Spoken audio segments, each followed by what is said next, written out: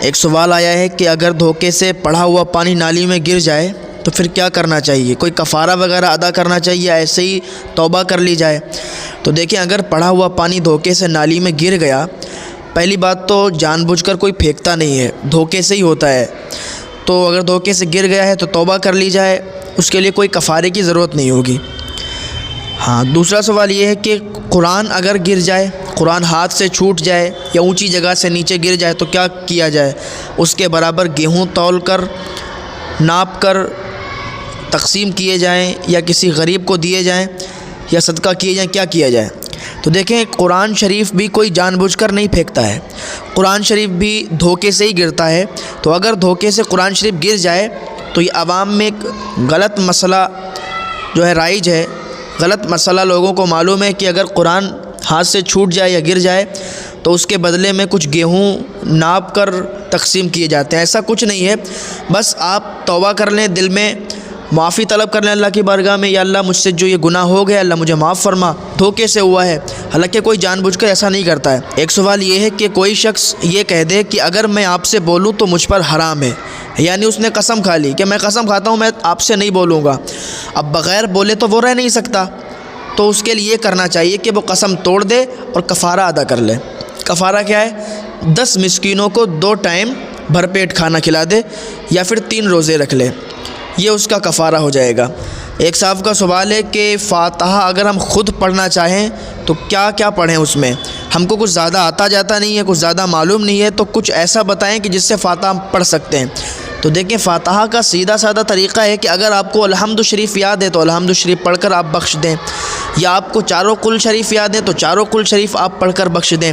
ایسا کوئی ضروری نہیں کہ آپ کو چاروں قل یاد ہونا چاہیے، پھر آپ کو اور بھی صورتیں یاد ہونا چاہیے تبھی آپ کی فاتحہ ہوگی اور اس کے علاوہ فاتحہ نہیں ہوگی، تو ایسا کچھ نہیں ہے۔ اگر صرف آپ کو قل واللہ شریف یاد ہے نا تب بھی آپ فاتحہ کر سکتے ہیں، آپ بخش سکتے ہیں۔ ایک صاحب کا سوال ہے کہ بہن کی شادی ہو چکی ہے حالانکہ بہت غریب ہے، تو کیا بہن کو زکوٰۃ دے سکتے ہیں؟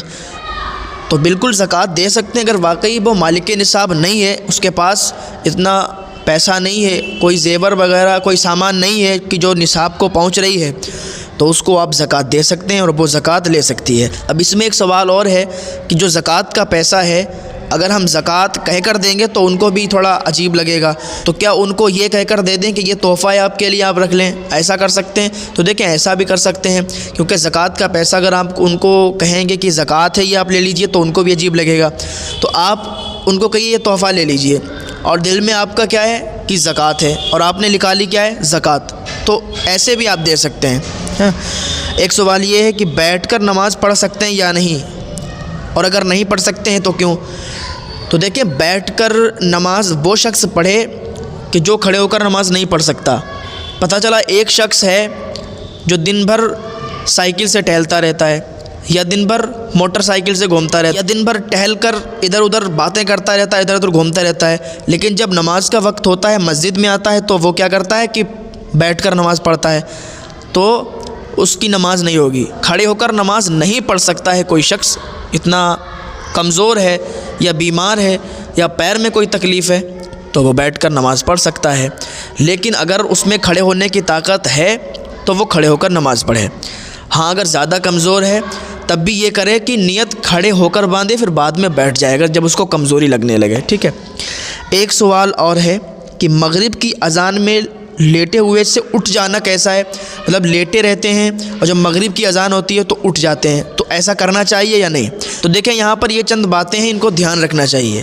صرف مغرب کی اذان ہی نہیں بلکہ کوئی بھی اذان ہو، فجر کی ہو، ظہر کی ہو، عصر کی ہو، مغرب کی ہو یا عشاء کی ہو، کسی بھی ٹائم کی اذان ہو تو ادب کے ساتھ بیٹھ جانا چاہیے۔ اگر آپ لیٹے بھی رہیں گے تو بے ادبی کی نیت سے نہیں لیٹتے ہیں تب بھی کوئی حرج نہیں، لیکن زیادہ بہتر ہے کہ آپ اٹھ کے بیٹھ جائیں۔ مغرب کی اذان ہو یا پھر اور کسی ٹائم کی اذان ہو تو اٹھ کر بیٹھ جانا بہتر ہے۔ ایک سوال اور ہے، کیا پلاسٹک کے برتن میں کھانا کھانا جائز ہے یا پانی پینا جائز ہے یا نہیں؟ تو دیکھیں، پلاسٹک کے برتن میں کھانا بھی کھا سکتے ہیں اور پانی بھی پی سکتے ہیں، ایسی کوئی قید نہیں ہے کہ آپ کھانا یا پانی نہیں کھا پی سکتے ہیں۔ دوسرا ایک سوال یہ ہے کہ نظر بد کے لیے کیا کریں؟ تو دیکھیں اگر کسی کو نظر بد ہو جاتی ہے تو سب سے بہتر طریقہ ہے، آقا صلی اللہ تعالیٰ علیہ وسلم نے فرمایا سورہ فلق سورہ ناس پڑھ کر دم کر دیا جائے، انشاءاللہ نظر بد کی جو بیماری ہے، جو نظر بد ہو جاتی ہے وہ ٹھیک ہو جائے گی انشاءاللہ، تو یہ کیا جائے۔